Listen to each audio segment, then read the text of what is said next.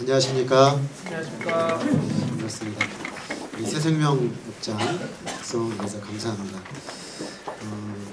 오늘 우리가 나눌 말씀은 저희 개강 특강으로 계속 나누고 있는 말씀 중에 네 번째 말씀이 되겠습니다. 이번 주랑 다음 번 말씀은 결혼과 관련된 특강으로 준비를 했습니다. 오늘 제목은 기독 청년의 성경적 결혼관이라는 제목으로 나누겠습니다. 잠깐 기도하겠습니다. 사랑하는 아버지 하나님, 우리 사랑하는 주님의 백성들이 또 주의 청년들이 주님의 임재를 사모하며 이 예배의 자리에 나와왔습니다. 우리 한 사람 한 사람을 이 자리에 부르신 주님께서 주님의 충만한 성령의 임재로 함께하여 주시고 우리의 모든 죄와 허물에도 불구하고 그의 피로 우리를 씻으시고 하나님 앞에 거룩한 주의 백성으로 세우시기 원하시는 하나님의 그 열심과 은혜로 이 시간 임하여 주옵시기를 간절히 기도합니다.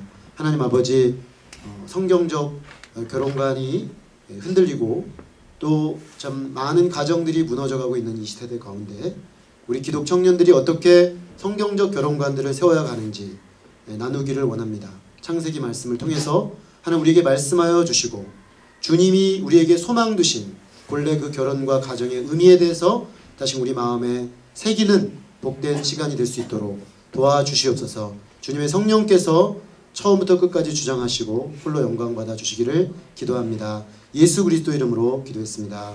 아멘. 성경과 로맨스가 관계가 있을까요?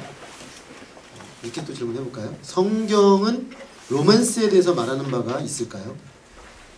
사실 별로 관계가 없을 것 같죠. 성경은 뭐 거룩한 이야기고 하나님에 대한 이야기고 그런 이야기들로 가득 차 있는데 무슨 로맨스 이야기가 나올까 싶습니다. 그런데 사실 성경의 첫 책인 창세기에 보면은 대단한 로맨스가 하나 등장을 합니다. 라헬이라는 여성을 사랑하게 되어서 14년을 무보수로 일한 로맨티스트, 누군지 아시겠죠? 야곱이라는 인물입니다. 처음에 그가 자기 가정에 더 이상 있을 수가 없어서 멀리 외삼촌 집 쪽으로 이제 가게 되죠. 근데 처음 딱 라헬을 본 순간 소위 요즘 말로 꽂혔어요. 그래서 이 여자를 얻고자 마음에 소원을 하게 됩니다. 그래서 삼촌하고 계약을 맺죠. 이 라헬을 나에게 주시면 제가 7년을 무임금으로 봉사하겠습니다. 그랬더니 이게 웬 굴러온덕인가, 그죠? 그래서 라반이 좋다. 그래서 7년을 계약을 맺고 이제 딸을 이제 주기로 한 거죠. 7년이 돼서 이제 드디어 결혼식을 하게 되었는데 얼마나 야곱이 그날을 간절히 기다렸겠습니까? 근데 이 외삼촌 라반이 야곱을 속였습니다.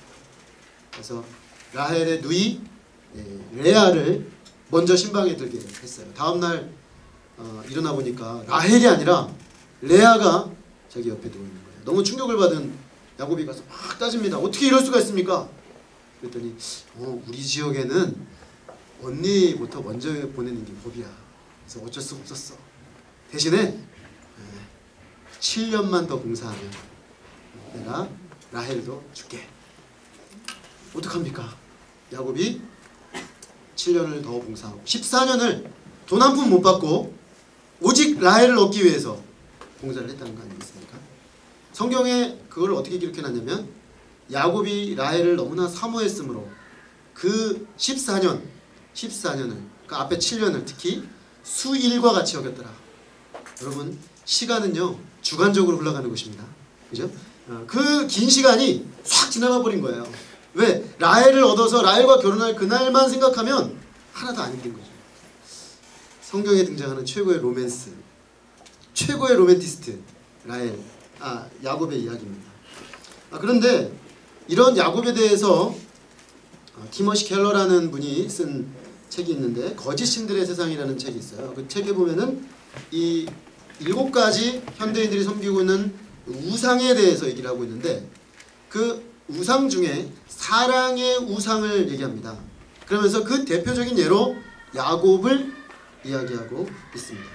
실제로 창세기 문맥에서 보면은 당시 야곱의 모습은 하나님 없는 인생의 추구를 보여주는 것으로 평가하고 있습니다. 야곱이라는 인물은 처음에는 명예를 얻기 위해서, 그 다음에는 사랑을 얻기 위해서, 그 다음에는 돈을 얻기 위해서 불철주야로 자신의 모든 것을 바쳐서 뛰어다니는 인물로 등장을 합니다. 아니 로맨스 자체가 뭐가 문제가 있겠습니까? 로맨스가 있을 수 있는 것이죠. 사랑할 수 있는 것이죠. 사랑에 자신의 모든 걸 걸 수 있는 것이죠. 그런데 이 티모시 켈러의 그 말에 의하면 그때 그 시점에 야곱의 그 라헬과의 사랑은 하나님의 자리에 사실은 사랑이라는 것을 올려놓은 일종의 우상숭배적 행위였다라고 평가하고 있는 것입니다. 저는 그 점에서 굉장히 적절한 평가가 아니겠는가라는 생각이 듭니다. 오늘 우리가 살고 있는 우리 시대는 사랑도 신이 되어버린 그런 시대입니다. 여러분 그 최근 대학가에 떠돌고 있는 말이 있더라고요. 제가 이번에 조사해 보니까 연못남, 연못녀라는 말이 있더라고요. 저는 이게 뭔 말이지? 기사를 보는데 연못남, 연못녀들이 많대요. 그래서 무슨 연못에 학생들이 들어가나? 대학생이 왜 연못남, 연못녀가 했더니 연애 못하는 남자, 연애 못하는 여자가 연못남, 연못녀래요. 근데 연애 못하는 남자, 연애 못하는 여자가 꽤 많은가 봐요. 대학가에. 그래서 강좌가 많이 개설되고 있답니다. 대학교에. 특별 강좌. 어떻게 하면 연애를 잘 할 수 있는가? 어떻게 하면 자매에게, 여자에게 잘 어필할 수 있는가? 또 자매들은 어떻게 하면 남자에게 어필할 수 있는가? 그런 걸 강좌로 개설을 했대요. 저는 좀 이해가 안 되는 것이 저희 때는 그 여학생이 별로 없었어요. 이 주변에, 이 학교 주변에. 그래서 여학생을 보면 여학생이다. 깜짝깜짝 놀랐거든요. 근데 요즘은 여학생이 정말 많거든요. 그리고 얼마나 커플들이 많은지 몰라요. 요즘 대학생들이 보면. 그래서 오히려 연애 못하는 사람이 없을 것 같은데 그게 문제가 돼서 강의까지 만드는 걸 보면서 또 그렇지가 않은가 보다. 아마 특별한 소수의 사람들에게 몰려있는가 보다. 그런 생각을 제가 하게 됐어요. 대부분의 사람들은 이렇게 보면서 아쉬워하고 안타까워하는 이게 사실 우리 분위기인가? 제가 기사를 읽으면서 다시 그런 생각을 했어요. 최근에 우리 뭐 TV 프로그램 보면은 짝이라는 그 리얼리티 프로그램이 나오고 있는데 제가 종종 봅니다. 이렇게 재방송된 걸 보는데 왜 보냐면 요즘 젊은 세대들의 그 연애 또 결혼관에 대해서 좀 엿보고 싶은 마음이 있어서 보는데요. 밀당의 고수들이 등장해가지고 그죠? 끊임없이 밀고 당기기를 해서 결국에는 이제 되는 사람만 되고 이제 안 되는 사람 또 눈물을 흘리며 돌아가는 이제 그런 이야기들로 주조를 이루고 있습니다. 제가 왜 이런 프로그램이 나왔을까 생각을 해봤어요.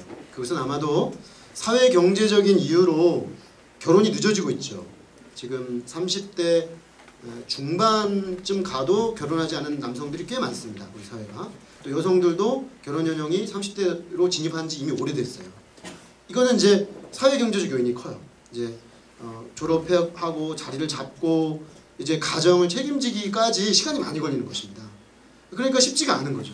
이런 요인도 있고 또 청년들이 결혼에 대해서 상당히 부정적인 마음 또 부정적인 부담감들이 상당히 많아진 것 같아요. 그래서 아마도 사회적으로 이런 부분에서 어떻게 좀 풀어낼 거냐 그게 이제 방송으로 등장하고 있다고 여겨집니다. 저는 그런 점에서 이런 프로그램들 뭐 대학교에서 연못남 연모녀를 위한 뭐 하는 거 다 이해가 되고 또 이렇게 타당성이 있어 보입니다. 그런데 이런 흐름들에 대해서 우리 기독교적 관점에서 보면은 좀 비판적으로 볼 부분들이 있습니다. 오늘날은 당연하게 연애와 결혼을 분리시키죠. 연애는 연애고 결혼은 결혼입니다. 그죠? 그래서 대부분의 사람들이 많이 가지고 있는 관념이 뭐냐면 실컷 즐기다가 연애는 따로 하고 결혼은 또 따로 하는 그게 우리 시대의 굉장히 보편적 관념입니다. 그리고 무분별한 연애관이 상당히 홍수처럼 쏟아져 나오고 있습니다. 최근에도 영화가 하나 개봉을 했더라고요. 근데 제목이 연애의 온도라는 영화인데 바람몰이 중이랍니다. 바람몰이 중인데 이 영화도 보면은 불륜 또 그 혼전의 어떤 그 연애에서 어떤 벌어지는 모든 일들을 다 다뤘다고 그럽니다. 그러니까 이런 거를 이제 보면서 우리는 뭐가 정말 진정한 결혼이고 결혼이 왜 해야 되는 것이고 결혼하려면 뭘 어떻게 준비해야 되는가에 대해서 사실은 이 사회 문화적으로 말하고 있는 것들의 세뇌를 받고 있는 상황이라고 볼 수가 있습니다. 그런 점에서 우리는 성경적 결혼관의 정립의 필요성에 직면하게 되는 것입니다. 오늘 우리는 그 최초로 결혼제도가 만들어진 그 현장으로 한번 가보려고 합니다. 그래서 결혼이 뭔가, 결혼을 디자인하신 하나님의 의도가 무엇이었는가 살펴보기를 기도합니다. 첫째로 결혼의 주권에 대해서 보면 좋겠습니다. 오늘 창세기 2장 18절 말씀을 보면 하나님이 인간을 만드시고 동방의 에덴에 동산을 만드시고 그곳에 사람을 두셨는데 그때 당시 사람은 한 사람 아담밖에 없었습니다. 그런데 창세기 1장을 보면은 하나님이 6일 동안 창조를 쭉 하시고 나서 매일 소감 발표를 하세요. 굿 그러시거든요. 좋았더라. 히브리어는 토브 이렇게 되어 있습니다. 이거는 하나님의 창조주의 눈에서 봤을 때 너무나 아름답고 좋다는 것이죠. 맨 마지막 날 6일째는 very good. 심히 좋았더라. 이렇게 되어 있습니다. 계속 하나님이 창조 세계를 보실 때 좋았더라 좋았더라 좋았더라 하셨는데 창세기 2장 18절을 딱 열면 하나님 보시기에 좋지 않았더라 not good 이라는 편이 최초로 나옵니다. 그게 뭐냐면 남자 혼자 있는 게 좋지 않았다라는 것입니다. 그 결과 하나님은 남자의 돕는 배필로 여자를 만들고자 계획하셨습니다. 여기에 우리 굉장히 중요한 사실을 발견하게 되는데요. 결혼은 하나님의 아이디어라는 것입니다. 우리 인간이 만들어낸 어떤 제도가 아니고 하나님의 아이디어 속에 있었고 하나님이 먼저 그 필요를 보셨고 하나님이 만들어내신 신적 제도라는 것입니다. 결혼의 제도가 하나님께만 이 아이디어가 하나님께만 있었을 뿐만 아니라 하나님은 21절 22절에 보면 아담을 잠들게 하시고 아담의 갈비뼈 하나를 빼고 취해서 그 갈비뼈로 여자를 만드셨다. 다시 말해서 결혼 상대자도 만들어 주셨습니다. 그리고 22절에 보면은 만들기만 한 게 아니에요. 이끌어 오셨습니다. 그러니까 하나님이 결혼 제도를 만드셨죠. 결혼도 당사자를 만드셨죠. 두 사람을 중매하셨습니다. 그리고 두 사람이 만나서 결혼하여 잘 합하여 가정을 이루도록 모든 것들을 친히 이끌어 가셨다는 것입니다. 하나님은 결혼의 계획자입니다. 결혼의 창설자고요. 또한 인도자입니다. 바로 여기에 오늘날의 많은 사람들이 간과하고 있는 결혼에 대한 중대한 진리가 담겨 있습니다. 오늘날 많은 사람들이 결혼을 적극적 차짐의 관점에서 접근을 합니다. 그리고 거기에는 자신의 연애 감정을 채워줄 대상을 찾는 것이라는 의미가 제가 볼 때는 과도하게 많이 채워져 있습니다. 결혼하기 위해서는 마땅히 찾아야 됩니다. 찾음을 배제하자는 것이 아니라 오늘날 우리 사회 속에 지금 팽배하고 있는 결혼에 대한 관점은 너무 인간적 관점에서 찾는데 짝을 찾는데 너무 많이 몰두해 있다는 것입니다. 우리가 성경적으로 평가해 봤을 때. 그래서 때로 그 대상이 이미 결혼한 상대자일지라도 상관이 없다는 식으로 경계를 마구 넘어갑니다. 내 마음에 꽂히고 내 마음에 들기만 하면 만나는 거예요. 유부남인데도 막 만나요. 실제로 요즘 직장 애인이라는 그 말이 굉장히 많이 나오고 있어요. 실제로 이번에 나온 연애의 온도라는 그 영화도 제가 시놉시스를 보니까 그 은행을 배경으로 하는 영화인데 은행에서 벌어지고 있는 그 직장 내 그 유부녀들 또 유부남과 처녀들 사이에 벌어지고 있는 연애 문제들이 막 이렇게 막 드러나고 있어요. 제가 그 작가이면서 감독인 분 인터뷰 기사를 보니까 현실 아니냐. 나 많이 들었다. 저도 많이 들었어요. 실제로 많이 벌어지고 있는 현실이라고 하는 것입니다. 그래서 오늘 우리가 지금 처해 있는 어떤 문화적 배경, 현실은 마치 결혼이라는 것이 내가 원하는 사람 만나서 언제든지 만나서 마음에 들면 만나서 결혼할 수 있는 것으로 생각하는 것이라는 것입니다. 그런데 오늘 창세기 말씀에서는 결혼은 적극적 찾음의 과정이 있기 전에 적극적 받아들임의 과정, 수용의 행위라는 것입니다. 하나님께서 이 모든 것을 다 하시고 하나님께서 이끌어오신 여자에 대해서 말을 하게 되죠. 이 말이 성경에 기록된 인간의 첫 번째 언어입니다. 전부 하나님의 창조행위에 대해서 쭉 얘기하다가 인간의 입에서 나온 첫 번째 말이 뭐냐면 아담이 여자를 보고 한 말이죠. 이는 내 뼈 중에 뼈요 살 중에 살이라. 이것을 남자에게서 취하였은즉 여자라 부리라. 인류 최초의 이행시가 되겠습니다. 인류 최초의 이행시는 남자가 여자에게 부른 세레나데. 영어 성경의 번역행구 어떤 걸 봤더니 이렇게 번역이 되어 있더라고요. 어디 있다가 이제 나타났어. 이렇게 번역을 했더라고요. 우리 번역을 바꾸니까. 정말 그 여자가 자기 앞에 완벽한 그 파트너로 딱 등장했을 때 사실은 하나님이 다 하신 거죠. 결혼을 계획하시고 아담은 오늘 본문에 보면 아담은 결혼의 필요조차도 인식 못하고 있습니다. 근데 하나님이 필요를 하셨고 사람을 만드셨고 인도하셨고 그 앞에 딱 데려가셨다는 것이죠. 아담이 한 거는 그 하나님의 하신 것 앞에 반응한 것입니다. 믿음으로 반응한 것입니다. 그래서 저는 이것을 믿음의 적극적 수용행위라고 표현할 수 있겠습니다. 하나님께서 계획하시고 창조하시고 인도하신 결혼과 그 상대자에 대한 믿음의 수용인 것입니다. 그러므로 아담의 사랑 고백은 참으로 로맨틱한 사랑 고백인 동시에 하나님께 대한 믿음의 고백이기도 합니다.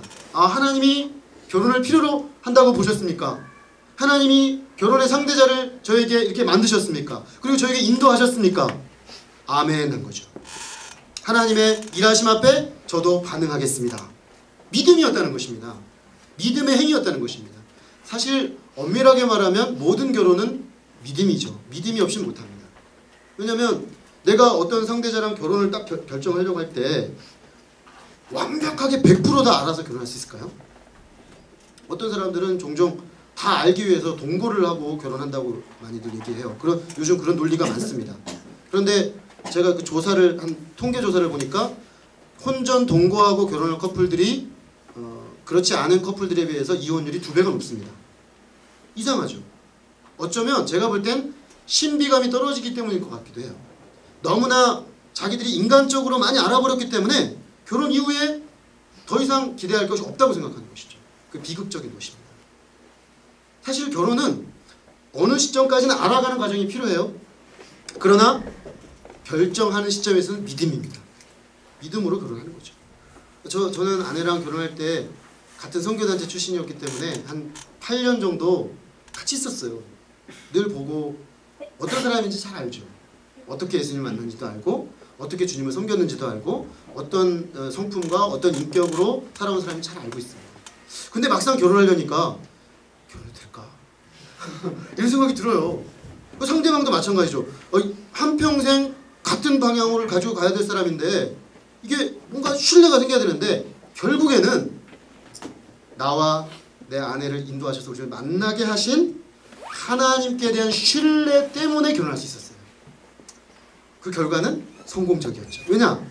내가 선택하고 내가 결정한 것보다 나보다 훨씬 지혜로우시고 훨씬 온전하신 뜻 가운데 인도하신 하나님이 인도하셨기 때문에 하나님의 지혜와 뜻이 여기에 개입한 것을 알기 때문에 실제로 결혼생활은 뭡니까? 그것을 확인해가는 과정이었다는 것입니다.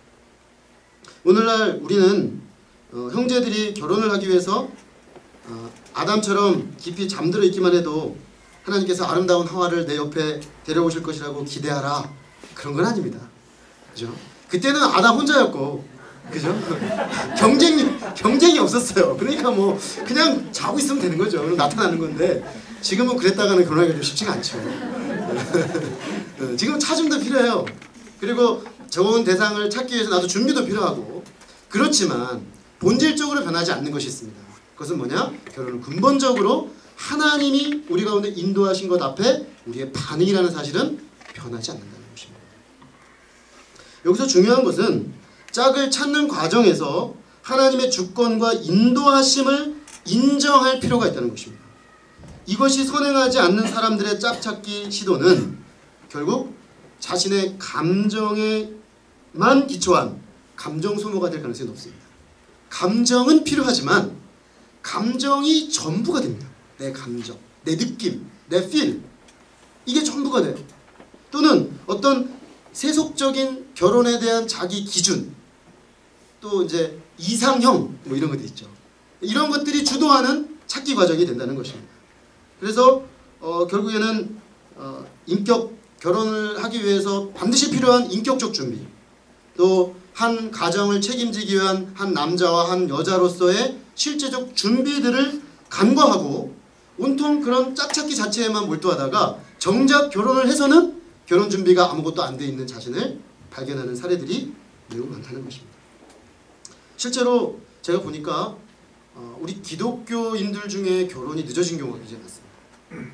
왜 그런가 하면 이제 사람들이 제가 이제 묻죠. 형제자매들 이제 결혼 정년기가 되면 결혼을 위해서 기도해달라고 하고 그러면 기도해주겠다. 그래, 넌 어떤 사람을 만나기를 원하니? 이렇게 물을 때 많은 사람들이 이제 형제님들은 믿음이 좋은 자매면 됩니다. 이렇게 말하죠. 자매님들도 물어보면 목사님 믿음이 최고입니다. 형제님이 믿음만 있으면 됩니다. 이제 그렇게 말을 해요. 근데 이제 정말 결정을 할 때를 보면 아니야 그게 그렇게 분명히 말을 했는데 근데 실제로 결정할 때 보면 정말 중요한 기준이 뭐냐면 모두 다 인정하겠지만 형제들은 외모, 그죠? 다 외모를 봐요. 결국에는 우리 자매들은 뭐 믿음 그 다음에 성격 그래요. 아니에요. 능력을 봅니다. 능력 대부분. 이제 보니까 결혼할 때 가야 알아요. 그 사람이 어떤 사람인지. 정말 무엇을 중요시 여기는지 보는데 대부분 그렇습니다. 근데요, 왜 믿는 사람들이 결혼하기 어렵습니까? 그거 세상 사람들하고 똑같이 다 보고요. 거기다 하나를 더 봐요. 믿음까지 봐요. 그러니까 얼마나 결혼하기 어려워요. 그죠? 세상 가진 것도 다 가져야지. 형제들은 자매 볼 때 예뻐야지. 거기다가 믿음까지 줘야 돼. 그죠? 자매님들은 형제가 능력이 있어야지. 거기다 믿음까지 줘야 돼. 씨가 말라요. 씨가 말라. 없어. 그러니까 결혼하기 어려운 거예요. 짝 만나기가 너무나 어려워요. 네. 그러니까 결국에는 우리가 이런 성경적 결혼관을 내가 정말로 내 안에 가지고 있는가. 그냥 막연하게 목사님 저 믿음으로 결혼할 거예요. 저 믿음의 사람이면 돼요. 이렇게 말하지만 정말 내 안에 그 가치관이 정말 그러한가? 질문해 볼 필요가 있다는 것입니다. 그런 점에서 우리가 이 결혼의 주권이 하나님께 있다고 밝혀주는 성경적 기준으로 돌아갈 필요가 있는 것입니다. 결혼을 하나님께서 설계하셨다라는 믿음. 결혼을 하나님이 설계하셨기 때문에 나보다 하나님이 나의 결혼에 관심이 더 많아요. 저는 창세기 2장 이 부분을 공부하다가 대학 2학년 때 제 무릎을 쳤습니다. 저 결혼에서 고민이 생겼거든요. 신앙생활 하다가 결혼을 어떻게 해야 되지? 근데 성경을 다 공부하는데 오늘 본문 보니까 아담은 결혼에 관심도 없어요. 근데 하나님이 막 고민을 하시는 거예요. 아담을 위해서. 그리고 아담을 위해서 막 준비하시는 거예요. 저는 이 하나님의 일하심을 믿기로 했어요. 그때부터. 나보다 하나님이 내 결혼에 대해 관심이 더 많으시다. 그리고 그때부터 저는 결혼을 하나님께 맡겨놓고 하나님이 저에게 맡기신 일에 집중해서 20대를 다 보냈습니다. 그러니까 어느 날 결혼하라 그래서 했어요. 하나님이 확 인도하셔가지고. 그래서 저는 오히려 20대 내내 연애하고는 별로 상관없이 살았는데 제가 친구들 중에 최연소로 결혼을 했어요. 전혀 의도한 게 아니에요. 저는 뭐 이렇게 친구들이 그러더라고요. 얌전한 고양이 부뚜막에 먼저 올라간다고 막 그러더라고요. 근데 사실 저는 20대 내내 하나님께 맡겨놓고 막 하나님 내게 주신 사명 감당하다 보니까 뭐 연애할 시간도 없었어요. 아내랑 결혼할 때도 막 사역을 섬겨야 돼가지고 빨리 결혼하자 해서 50일 만에 그냥 탁 결혼했어요. 근데 제가 그 경험한 건 20대 경험한 건 뭐냐면 이건 진리다. 나의 결혼에서 내가 관심 가진 것보다 하나님이 더 관심이 많으시다. 이것만 돼도요 우리가 굉장히 결혼에 대한 접근이 많이 달라질 수가 있어요. 그 정도가 아니고 하나님이 내 짝을 준비시키시는 일도 하신다는 것입니다. 저는 그걸 또 믿었어요. 그래서 그때부터 제 짝을 준비시키심을 믿고 하나님의 뜻 가운데 기도했습니다. 저는 누군지 모르죠. 제 옆에 있는지도 모르고 사실 제 옆에 늘 있었어요. 제 아내는. 근데 저는 제 결혼 짝인지 몰랐습니다. 그러니까 주님 그분을 위해 기도합니다. 제가 누군지 알지 못하나 제가 주님의 뜻 가운데 준비되듯이 그분도 준비되게 하여 주옵소서. 늘 기도를 했어요. 근데 이제 결혼할 즈음에서 만나서 보니까 하나님이 제 기도대로 준비시키셨더라고요. 사실은 하나님이 우리가 누군지 가장 잘 아시죠. 또 우리에게 어떤 짝이 가장 적절한지도 잘 아시죠. 우리가 그것을 믿기 때문에 그것을 신뢰하고 기도하게 되는 것입니다. 그러므로 우리가 오늘 본문에 근거해서 결혼이 하나님의 계획이고 또 짝도 준비시키시고 인도하신다는 믿음이 있다면 실제적으로 한 가지 반응이 나타나게 됩니다. 그것은 뭐냐? 기도하게 되는 것입니다. 기도하게 되는 것이에요. 하나님이 나의 결혼을 책임지시고 주권자시고 인도하실 것을 믿고 기도하기 시작합니다. 기도가 무엇입니까? 하나님의 뜻에 내 뜻을 맞추는 것입니다. 우리는 반대로 생각할 경우가 많죠. 기도를 내 뜻에 하나님의 뜻을 맞춰주시길 바라잖아요. 오히려 그게 더 어렵습니다. 하나님이 주권자시지 내가 주권자는 아니거든요. 근데 이제 우리는 불안해요. 하나님의 뜻이 과연 좋을까? 제가 대학교 시절에 저를 양육하셨던 선배님 중에 한 분이 저에게 늘 그런 말씀하셨어요. 이병용, 네, 결혼에 대해서 믿음으로 기도하고 있어요. 늘 저러고 믿음으로 기도를 하라고 하셔요. 그래서 예, 믿음으로 기도해야죠. 저 믿음으로 기도하고 있었거든요.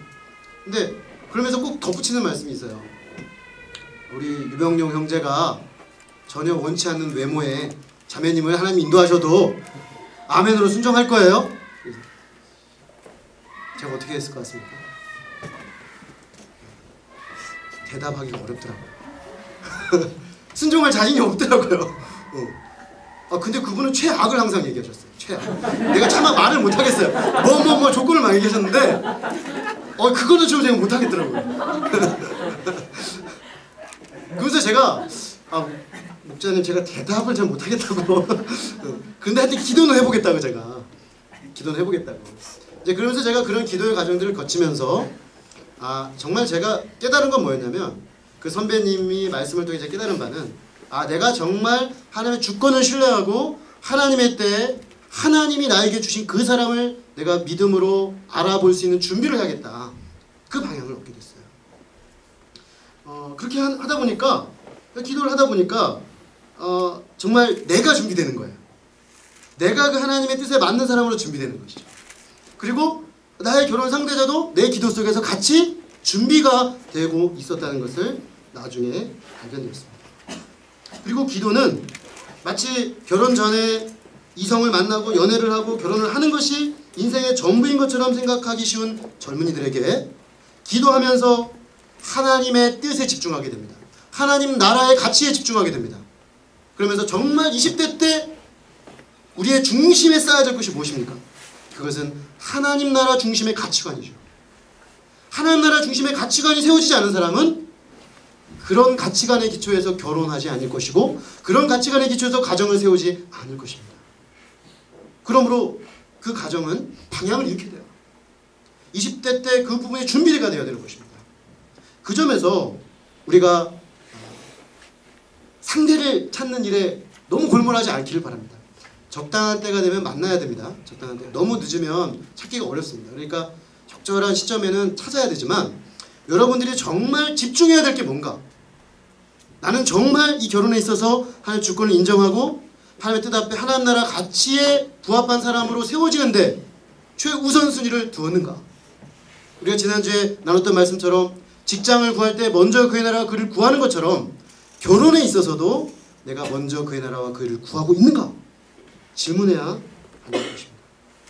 우리가 이 기도를 통해서 이 기도함을 통해서 결혼의 상대자를 만날 뿐만 아니라 하나님의 섬세하신 인도하심을 경험하게 될 것입니다.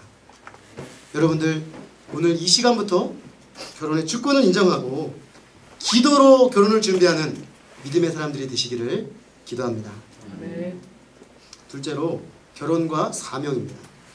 하나님께서 결혼을 생각하실 때 18절에 보면은 아담이 혼자 사는 것이 좋지 않다고 보셨습니다.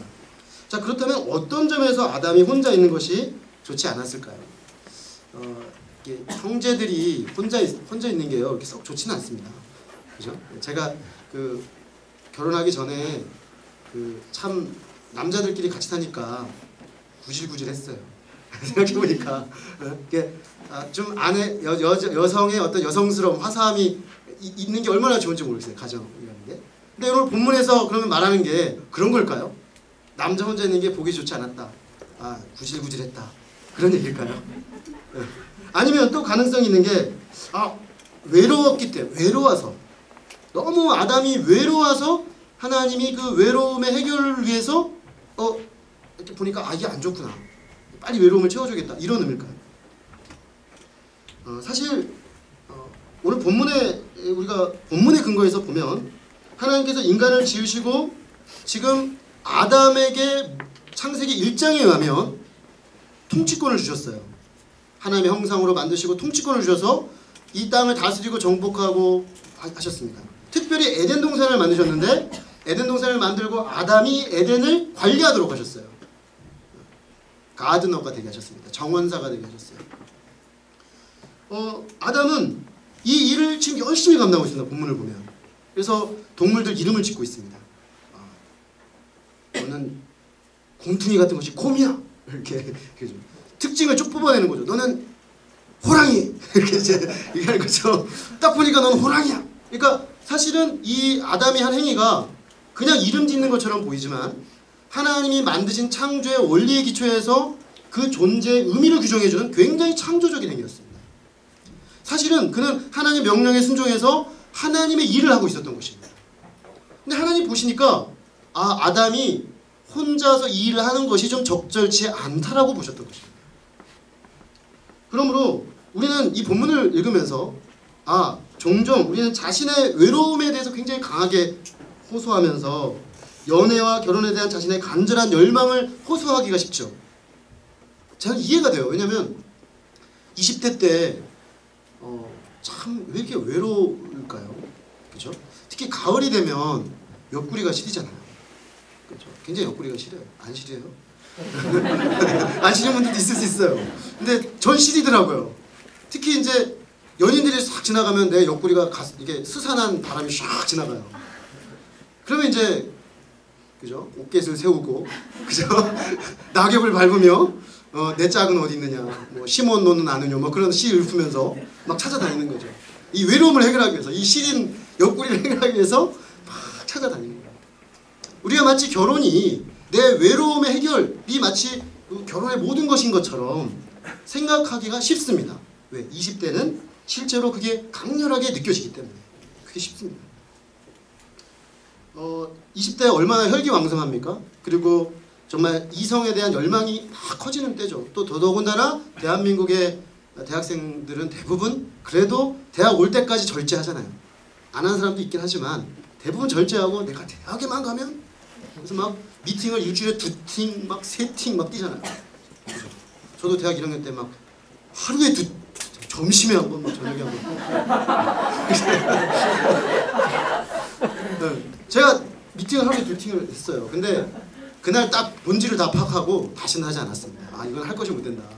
앉혀놓고 사람 앉혀놓고 막 짝 맞추게 하고 이게 좀 아니더라고요. 근데 어쨌든 간에 열망이 막 떠오르는 때잖아요. 대학 때가. 그러니까 우리를 둘러싼 환경은 또 어때요? 이런 분위기를 또 구축입니다. 연애는 기본이고 요즘 대학생들 보니까 원나잇 스탠드가 굉장히 많아요. 그날 만나서 눈 맞아가지고 방으로 가는 친구들이 많습니다. 혼전 성관계, 동거문화. 제가 기억하기로 2000년을 전후로 해서 옥탑방 고양이라는 그 드라마가 유행한 적이 있어요. 그 드라마 이후로 대학가에 굉장히 동거 커플들이 들었습니다. 그러니까 이런 상황이다 보니까 마치 내 짝이 없는 거는 너무나 비참한 것처럼 생각이 드는 것이죠. 그래서 이런 상황에서 우리는 결혼과 연애에 대해서 우리의 왕성한 관심에 근거해서 하나님은 우리만큼 관심이 없다고 확신하기에 이르는 것이죠. 그러나 성경은 분명히 말합니다. 결혼에 대해서 하나님께서 우리보다 더 관심이 많으시다는 것입니다. 그러므로 우리는 하나님보다 더 과도한 건 좀 과도한 거잖아요. 그죠? 하나님보다 더 과도하면 안 돼요. 하나님이 우리의 관심을 가지고 있으면 신뢰하셔야 돼요. 신뢰하시고 잠시 뒤로 밀어놓고 하나님이 나보다 훨씬 더 생각이 많으셨던 그 하나님의 결혼에 대한 생각과 계획에 귀를 기울여야지 마땅한 것입니다. 이렇게 하나님의 결혼에 대해 아이디어에 대해 귀를 기울이다 보면 한 가지 단어가 눈에 딱 들어옵니다. 여자를 하나님이 딱 지으시면서 돕는 배필로 지으리라 라고 하셨습니다. 돕는 배필이라는 말이 그럼 무엇입니까? 이것은 히브리어로 에제르 케네게도라는 말인데, 에제르라는 말을 배필이라는 말로 번역했습니다. 이 배필이라는 말은 영어 성경에 보면 NIV 보면 헬퍼라고 되어 있습니다. 돕는 자라는 말입니다. 이 말은 종종 제가 이 부분을 성경 공부하다 보면 자매님들이 기분 나빠요. 왜 기분 나빠하냐면, 왜 여자가 남자를 돕는 자예요? 좀 열등하게 표현한 것 같다는 거죠. 그런데 놀랍게도 이 에제르라는 말은 이 부분에서는 여자에게 사용됐지만 성경 구약성의 대부분은 하나님에게 사용했습니다. 사실 실제로 돕는 사람이 더 우월한 거예요? 도움을 받는 사람이 더 우월한 겁니까? 돕는 사람이 사실은 더 조금이라도 0.5%라도 훌륭해야 도와줄 수 있지 않을까요? 적어도. 사실은 오늘 본문에 게재되어 있는 말씀은 동등하다는 겁니다.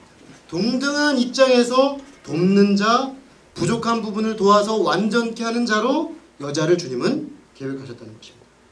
그러므로 돕는 배필이라는 말에서 남녀 불평등의 의미를 찾아내거나 여성의 열등성을 상상하는 것은 적절한 성경 읽기가 아닙니다.